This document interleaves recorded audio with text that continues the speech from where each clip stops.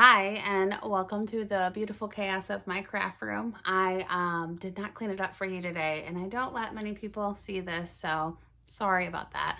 I once showed my craft room to a friend, and she said it looks like you can make anything in there, and I certainly try to. But today, I'm going to show you how I made this nursery sign for a couple of my family members, the littlest ones, and I transferred this image on the back of it, and I've had this project in my head for a long time, but I couldn't quite get this perfectly not raised edge, not sticker looking, not vinyl looking background that I wanted.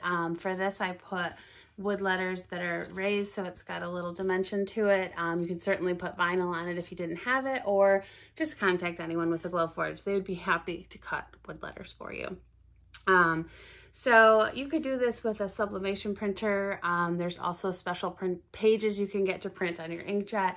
That's kind of expensive, and I just did this with polycrylic and a foam brush, so, and lots of time. So anyway, I wanted to share that with you. It is a lengthy project, but it's a lot of mini steps, so it's perfect for a mom of 6 like me that has 30 minutes at a time to do things, and not really a connected process. So the video is going to jump around to my different steps, and I'll show you pictures of my progress along the way. And if you have any questions, let me know.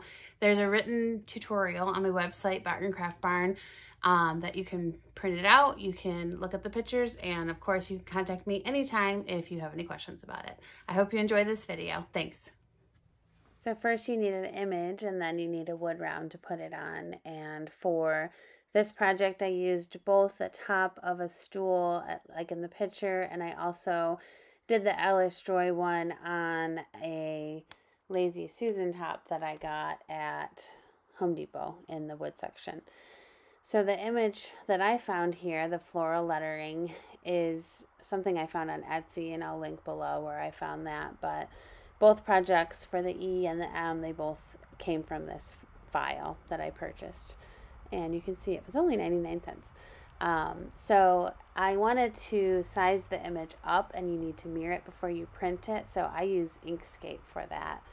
If you want to size and mirror your image in Inkscape, just open it up, and you want to go to File and Page Size, and change your page size, which is that square on the screen, to 8.5 by 11. And that is what size we'll send to the printer, so we'll just stick with that. I like to put a circle on my page with the dimensions of the circle that I'm working with, so that would be 17 3/4 inches. And then I import the image that I'm going to transfer onto my circle into the file, and I'll just play around with the dimensions to size it so it looks good, basically. You want to lock the aspect ratio, and then you can size it up. Otherwise, the image will get distorted, and maybe you want that, but if you don't, lock the aspect ratio first. I'm just going to center and align. It looks like I got it a little bit big, so I'm just going to size it down a little bit so that it doesn't hang over the edge in spots and just look too big on the background. And just center it to get it what it's going to look like, and that looks great to me. So I'm going to delete that circle because I no longer need it. I'm not going to print that out, and we are going to mirror the image, and you want to flip horizontal, and what you want to do is line up one of the corners of your letter, if it's bigger than the page size, so that you can print what's in the page size. So you want to export a PNG, and you make sure you click on the page, and you're gonna name it. I usually just throw it in the downloads. Name it something you can find later, and then you're gonna save that. And this screen will only save the file name. You actually have to click export again, and you will see that if you don't click that last export, it won't do it. So now I'm just going to do all the quadrants of this E, and eventually I'll have all the pieces to it. So again, export PNG, and You want to give it the file name of where you can find it again, and then it's on page at the top. You want to make sure it's on page and then export. So you just want to keep flipping through here and get the bottom left corner at this point, which in the end will be your bottom right corner, and export. Do the file name. And for the letter M, I did not have to do this. It was a smaller wood round. I could print it off on an 11 by 17 page. That might be an option for your project as well. So the last lower right quadrant. So anything basically that's showing up in that page box when I export it will be exported in the PNG when I tell it to export. And I can see on this last one, I forgot to select page at the top here, so that's not going to work out. But you can go in your downloads and open it right up. You can see this one got the whole E because it did the selection instead of the page. So I'll have to redo that lower right quadrant. But this is what it'll look like when it prints out. The black background won't show up when you print it. It'll just be the image on the white paper. So you need to print the mirrored image on a laser printer, and then if it's in pieces, you put it together like a puzzle so you have your letter in the end. You want to line up your wood round over this, and what I did so that I can place it a little bit easier is I got the green in the direction I wanted to, and I lined up my letter on the back side, and I just traced this round and cut it out in a perfect circle. So then when I placed it on the next step, which is very wet and messy with the polycrylic, I could just place it right on there without thinking. So again, I mentioned lining up the grain. You either probably want it vertical or horizontal orientation. That's the most common, and you can see my perfect circle here already cut out, and I am ready to place this image on the background. So the first step is you're going to put down a layer of polycrylic on the board, and you just want to put it liberally all around the board and make sure you get every part of it, because if it's not wet, it's not going to transfer the image. So I speed up the video a little bit here so you don't have to painstakingly watch me go through my process, but just smooth it down with your hands first, and then you want to take a brayer or a scraper and just roll it down in every direction, hit every surface there. I like the brayer better than the scraper because the paper is getting wet. It is kind of fragile at this point, like it could rip at any time, so you want to be careful. You want to make sure that you wipe off any excess that comes on. You don't want the drips to dry clear because that's not going to look good on the edges.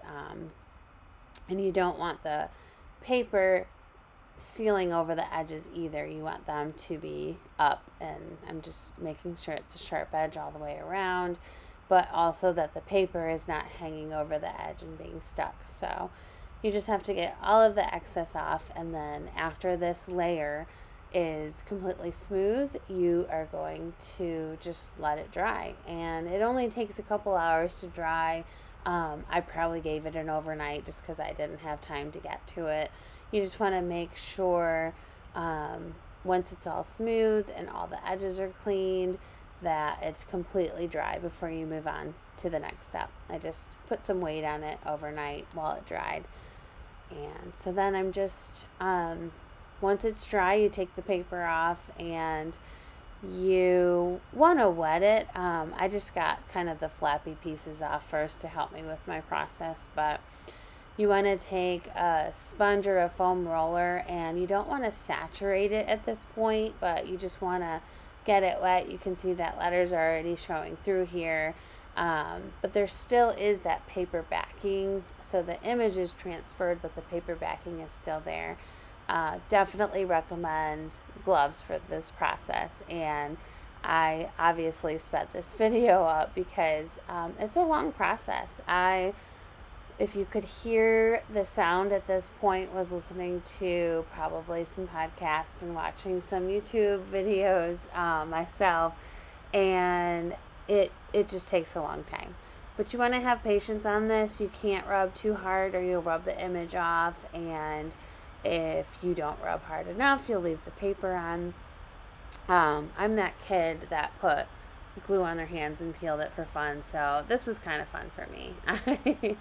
I'll say this was kind of therapeutic, but anyway, just be careful throughout the process that you don't rub too hard and get the image off. And eventually you might need a little more water. This is a super messy process, so you can see I have a paper back on there that I'm just going to toss when I'm done with this, just like pieces everywhere. So once you get all of it off and you think you're done, just put a little bit more water on and try again. You can feel with your fingers where the paper is. It definitely will feel different, and when it's done, you'll feel the wood. You'll feel a nice clean surface. So once you get done, let it sit for a while, let it completely dry. You'll probably come back and there'll be a little bit of a film coating on it, just like a white sheen. Just do the same process again. Get some water on that and rub with your fingers really gently and start the process all over again. When all the paper is off, after 2 or 3 times, you want to just finish it off with the polycrylic. Once it's dry, of course, you want to make sure that you get it off all of the edges and make sure they're smooth. There's no drips, because it will dry clear. You will see it gloppy. And so you just want to follow the grain of the wood, go in the same direction for a nice even coat. It makes the image just look like it's part of the wood. And I also added some lettering with my Glowforge on it, and I have that tutorial on my website as well, so you can check that out at any time. So I hope you learned how to transfer an image today. Thanks. So that's all I have for you. I hope you enjoyed the tutorial. That was helpful, that you figured out how to transfer an image. For one of my next projects, I'm going to do a photo. So it'll be the same process of laser printing and transferring. And anyway, I'll share it with you when I get it up. Thanks. Bye. As I said, I finished my sign with some woodcut letters on the Glowforge, and I have a tutorial on the website of how exactly I did that to get clean cuts and a good paint job. And so check us out at BartonCraftBarn for other craft tutorials and other fun things.